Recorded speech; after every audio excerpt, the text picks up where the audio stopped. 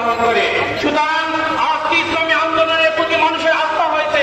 ইসলামী আন্দোলনে দেশের মানুষের শান্তি চায়, মুক্তি চায়, স্বাধীনতা চায়, অধিকার ফিরিয়ে দিতে চায়, ন্যায়বিচার চায়।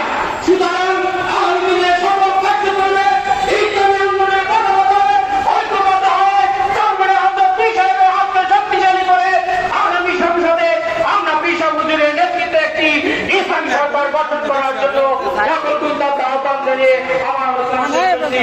আমার তৌফিক আল্লাহ। আসসালামু আলাইকুম ওয়া রাহমাতুল্লাহ। সংগ্রামী উপস্থিতি,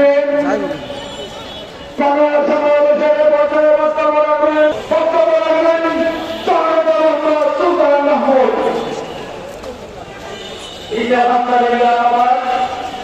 মানুষের সংগঠন ইসলামী আন্দোলন বাংলাদেশ নারায়ণগঞ্জের আয়োজিত আজকের এই জনসমাবেশে উপস্থিত আছেন ইসলামী আন্দোলন বাংলাদেশের মোহতারাম নায়েব বৈষম্যবিরোধী ছাত্র আন্দোলনের মহানায়ক আমাদের সকলের প্রিয় সাহিত্য উপস্থিত আছেন আমাদের কেন্দ্রীয় পরিষদ সহ কেন্দ্রীয় দায়িত্বশীল এবং সাংগঠনিক সহ কমিটি দরকার।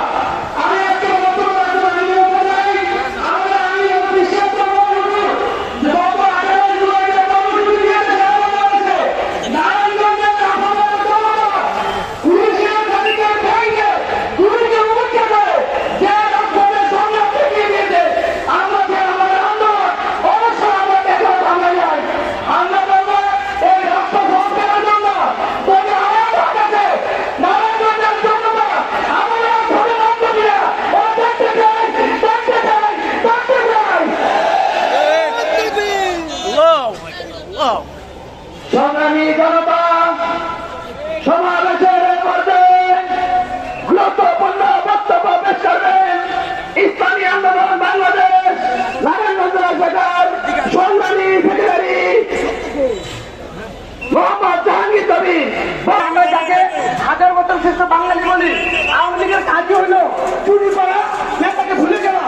মাওলানা হামিদ খান মাঝারি যখন এক দফা দাবি করেন স্বাধীনতার আন্দোলন হাত দিয়েছিলেন, তখন এই আওয়ামী লীগের প্রতিষ্ঠাতা বঙ্গবন্ধু উনি নির্বাচনে গিয়ে সেই ইতিহাস হবে সন্ত্রাস মুক্ত, চাঁদাবাজ মুক্ত, দুর্নীতি মুক্ত একটি বাংলাদেশ। এই বাংলাদেশ নির্মাণের লক্ষ্যে